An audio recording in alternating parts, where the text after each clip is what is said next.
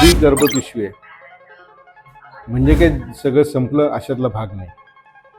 कारण काही पेशंट असे पाहिलेत की अर्धी गर्भपिशवी म्हटल्यावर ते पूर्ण कोसळून जातात, त्यांना सरोगसी सांगितलं.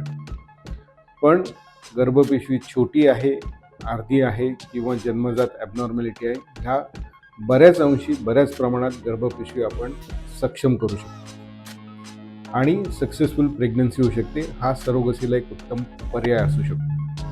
याच्याबद्दल आम्ही एक रिसेंटली पॉडकास्ट अपलोड केला आहे, त्याची लिंक खाली बायोमध्ये आहे, जरूर बघा. तुम्हाला प्रॉब्लेम असेल तर काही शंका असतील तर आम्हाला कॉमेंट्समध्ये कळवा. थँक्यू.